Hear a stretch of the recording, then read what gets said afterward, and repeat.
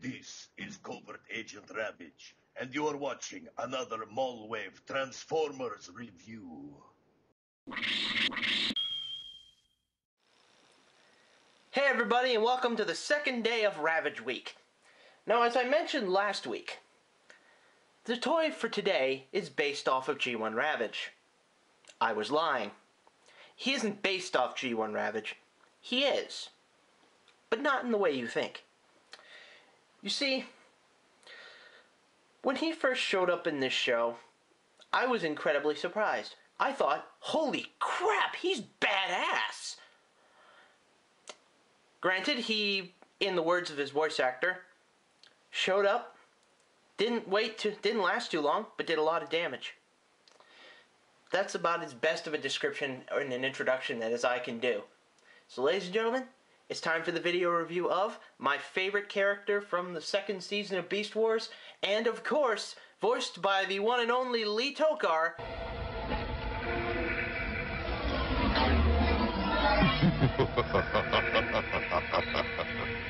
Ravage.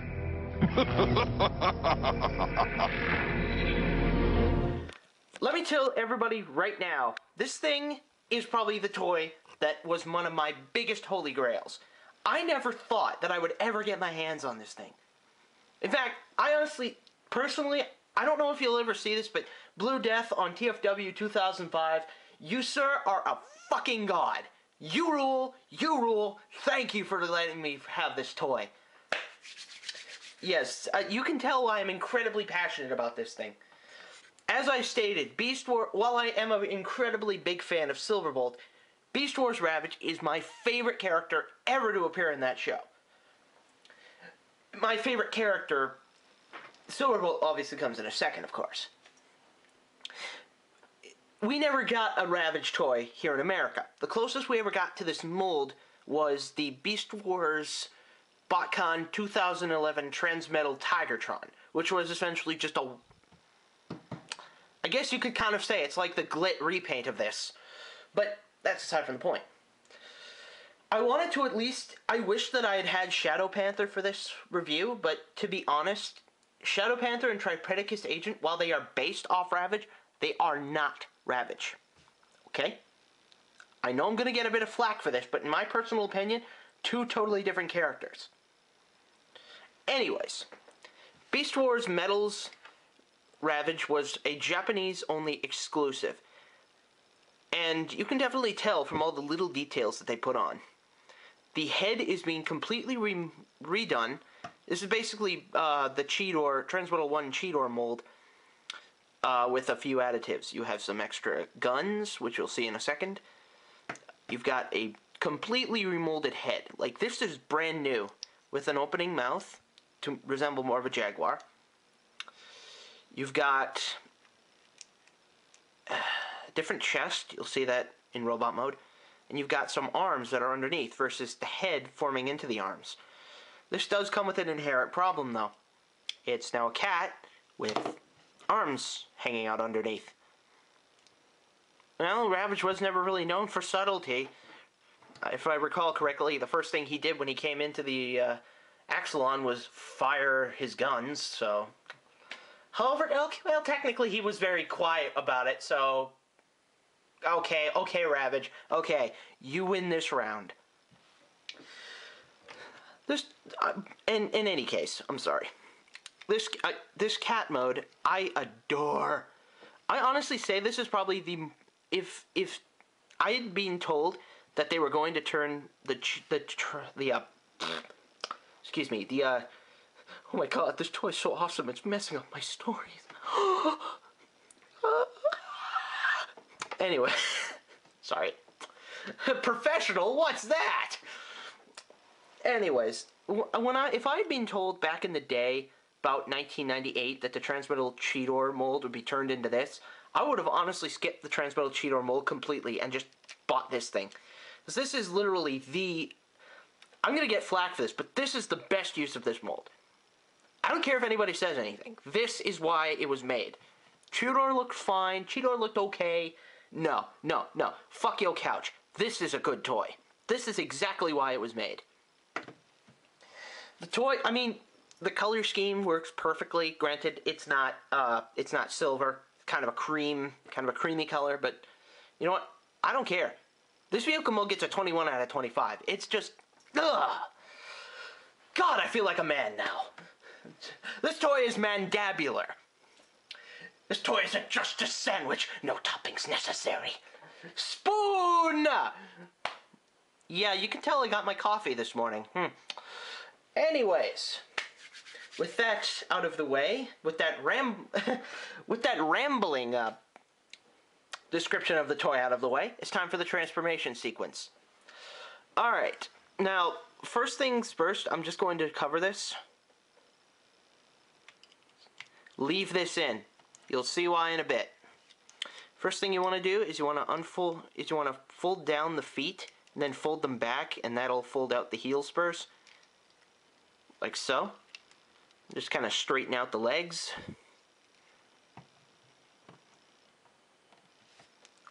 That's pretty simple, right? Move up here. Pretty much similar to the Transmetal 1 Cheetor. You want to fold up the feet, and you want to rotate the legs around. But now you take the arms and you fold them out. Then you take the top of this piece here, and the entire thing rotates around to make his new chest. You want to just rotate these down. Rotate it so this little hinge is facing forward, and then rotate the the arm around. You have to rotate the arm and then do it over there. Oh my god, shoes. I did that way too well. Back to the toy. Anyway, just to re-show it, you want to rotate the ball joint down. You want to rotate this forward, and then rotate it, the arm at the elbow, so it faces forward. And finally, you want to take this piece, fold it down, and then this is a very clever hinge system. You want to fold down the hinge like this. I put my finger and put pressure on this joint here, and rotate it up. And then this hinge folds back on itself, and then this folds down. Then you just pull the head down, and there you have Beast Wars Ravage in robot mode. Oh my god. Oh my god. My god, it's perfect. This is why I am a fan of Ravage. I honestly, to be perfectly honest, this is precisely why I wanted this mold. The cat mode, you know, the cheetah mode, panther mode, like the jaguar panther, whatever the fuck species of cat you want, the giant black cat mode. There we go. God, I'm trying to get all whatever. I'm trying to think of the correct term, and my brain has just decided, you know what? Screw you. Yeah, this toy. He's got to be in every shot, I swear to God. He's like my audience. He's always watching what I do. This toy is probably the perfect representation of the Ravage from Beast Wars. You know, he's got everything. He looks mean, he looks powerful, and he looks like he would have perfect shape for a Russian accent. I can do a better one, I swear to God. Covert Agent Ravage, at your service. Actually, on a complete side note, I wish I had gotten Lee Toka to do an intro for this series. You're like, this is Lee Toka, this is Ravage, and you're watching a week dedicated to me. Or something. Anyways, articulation. Now, the head, I gave it about a 90-degree pivot because of the transformation. So, give it as you may. It doesn't rotate though, so in order to adjust him, you have to rotate at the waist. But speaking of which, he's got ball jointed arms. He's got a 360-degree pivot or rotation and about an almost 180-degree pivot at the arm. He's got a 360-degree pivot at the elbow. Technically, I called that wrist articulation, but yeah. He's got 360-degree waist articulation. His thighs are ball jointed. His knee, unfortunately, has about 45 degrees of pivot, providing you put these in the right spot. And his feet have about 180 degrees of pivot, again, due to transformation. So articulation, I'm gonna give Ravage a 22. You know, it's really good. It's, again, based off the Cheetor mold. So this is about when Hasbro is starting to finally understand the concept of ball joints and better articulation, as they had just gotten out of the first series of Beast Wars. So, gimmicks. Again, we're getting into a toy with really good gimmicks. He gets a 21 out of 25, and this is why. Firstly, you've got a opening chest to reveal the his spark chamber. You know, this was not even necessary, but this is awesome. You've got his guns. Now, basically, there's a little spring in there. I'm not sure if you can see it. A little spring there. Well, when you flip this up, this forms a little handle. You take one of these from the side of his thigh, and you plug that in, and now Ravage has a weapon. You can do that on the other side, and now Ravage has two weapons. That's two weapons. He can pop a cap in your ass thrice. So yeah, Ravage is packing. And this would have been perfect, but that's not it. That's not all. Now this one's a bit more interesting to get.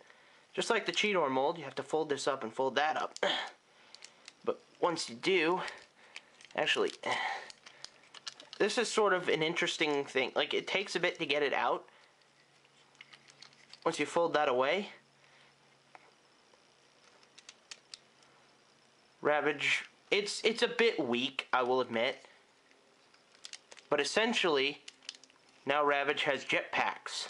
You know, just like in the show, you know, he'd hover in from the wall and he'd just be like, "Hello, bitches, I'm here for your asses," you know. He suddenly became Spanish. What the hell? I'm not going to do it. I'm not going to do it because I know there's going to be at least one person who watches this who's going to get offended by it. You know who you are.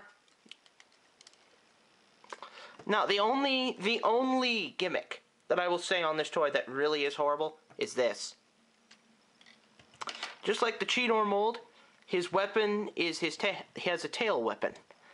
There's a slight problem with this. Remember the gimmick about the hands? Yeah, when the gun's stored like this,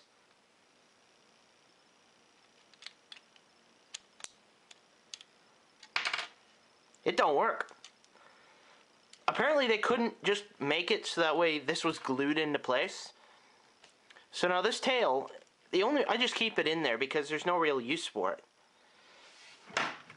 And Ravage decides to take a nap. Thank you, Ravage. The review's not over. You can pass out later, okay? However, the fun factor. For the first time in any review, the fun factor is what impedes this toy. Balls to the wall, people! Fun factor is a 16 out of 25. Why? This is why. He has a great transformation, but he is a Japanese exclusive, and even then, he is incredibly rare. I'm not kidding when I say this. I've gone on eBay and seen him loose. Like, you can't find this guy loose anywhere. You know, I was only lucky. I was like, hey, Beast Wars Ravage. Anytime I've seen a Beast Wars Ravage, even mint in box, $100, $120. I don't think anybody is going to be willing to go online and just go, okay, you know what? I'm going to spend $120 on a toy, on a deluxe toy. Don't believe me when I say deluxe? I'm just going to scoot him aside and put him beside animated Ironhide. That's a deluxe size figure. That is insane to pay for it, like, that much money. Like, even the Japanese exclusives of today, even if they're deluxe, I'll use the new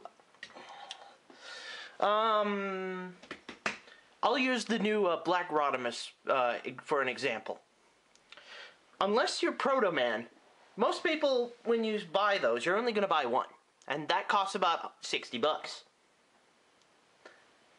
I would feel ripped off at that price, because it's pretty much the animated Black Rodimus with an extra paint job. Now, granted, this isn't just a repaint, otherwise I would have been incredibly pissed, but, I don't know, it's a great, awesome toy. It's just incredibly hard to get your hands on. And even then, are you going to really fiddle around with it? If you buy it and it's incredibly rare, I have an exception. Mine was already loose, so I can fiddle around with it no matter what. But if yours is mint in box, most people are going to keep it mint in box. Heck, if you can score a mint and sealed box cheap, then you're probably going to keep it in mint and sealed box. But still, even though of the low fun factor, I give Beast Wars Ravage an 80 out of 100. For the toy, for its incredible rarity, for its high price tag, if you love Ravage, you owe it to yourself to buy this toy. This is as close to a toy as you will ever get to Beast Wars Ravage. However, if you want a toy like this, a bipedal Ravage, but you don't have this money to spend, there's another option. You might get to see it next week, tomorrow maybe. So until tomorrow, this is Malwave with Beast Wars Ravage, signing out.